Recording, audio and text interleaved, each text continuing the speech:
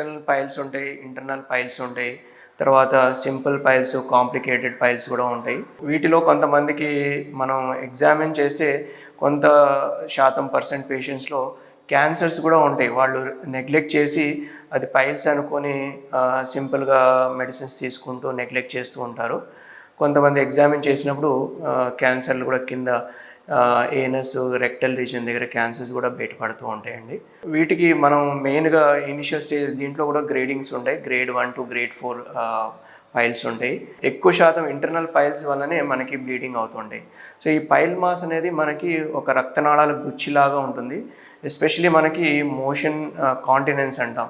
మన motion control చేయడానికి స్పింటర్స్తో పాటు ఇవి కూడా హెల్ప్ చేస్తుంటాయి నార్మల్గా. సో ఈ మన హ్యూమన్ బీయింగ్ ఎవల్యూషన్లో ఎరెక్ట్ పాస్చర్ అలవడించడం వలన ఎక్కువ లాంగ్ స్టాండింగ్, తర్వాత డైట్ లో ఫైబర్ డైట్ తీసుకోవడము, నీటి అంశం తక్కువ ఉండడం ఫుడ్లో, ఈ అన్ని కారణాలు పైల్స్ని అగ్రివేట్ చేస్తూ ఉంటే దానివల్ల సిమ్టమ్స్ వస్తూ ఉంటాయి. ఎర్లీ స్టేజెస్లో మామూలుగా మనం diet modification, lifestyle modification, తర్వాత మెడికల్ మేనేజ్మెంట్తో మనం వీటిని మేనేజ్ చేయగలుగుతాం. ఎక్కువ we advise them to take plenty of fluids, fibre diet, తర్వాత కొన్ని లోకల్ క్రీమ్స్ అప్లికేషన్స్, తర్వాత కొన్ని మెడికేషన్స్ ఉంటాయి పైల్స్కి సంబంధించింది, ఫ్లావినాయిడ్స్ అంటాము.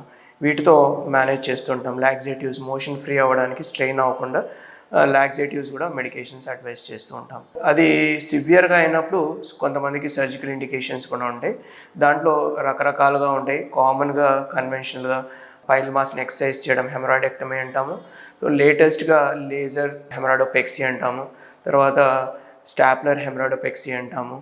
ఈ పైల్స్ని మనం ఎర్లీ స్టేజెస్లో మనం డైట్లో మామూలుగా ఫైబర్ డైట్ ఎక్కువ తీసుకోవడం, వాటిలో green leafy vegetables, fruits, salads, sprouts అలాంటి, తర్వాత non veg, pickles, spicy food ఇవన్నీ అవాయిడ్ చేయడము. తర్వాత వాటర్ బాగా తీసుకోవాలి. At least 8 to 10 glasses of water or 2 liters of water. Hydration especially సమ్మర్లో ఎక్కువగా తీసుకుంటూ ఉండాలండి.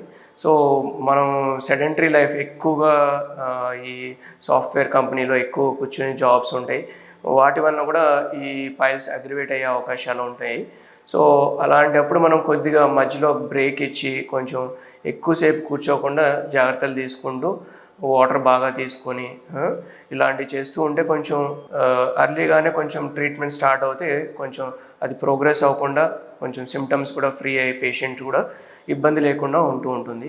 సో కొంతమందికి హ్యాబిట్స్ కూడా ఉంటాయి. కొంతమందికి స్మోకింగ్, టొబాకో చీవింగ్, ఇలాంటి వాళ్ళకి ఏదంటే అది తీసుకుంటేనే వాళ్ళకి మోషన్ ఫ్రీగా అలవాట్లు అట్లాంటివి ఉంటాయి. సో గ్రాడ్యువల్గా దాని నుంచి కూడా స్లోగా అలవాటు తప్పిస్తూ ఉంటే డైట్లో జాగ్రత్తలు తీసుకుంటూ దాన్ని కూడా కొంచెం అవాయిడ్ చేయొచ్చు. వాటితో పాటు ఇంకా ఇబ్బంది ఉన్నది డైట్ ఎన్ని లైఫ్ స్టైల్ మోడిఫై చేసినా కూడా సో మోషన్ ఫ్రీ అవ్వడానికి లాక్సేటివ్ సిరప్స్ ఉంటాయి, ఫైబర్ పౌడర్స్ ఉంటాయి.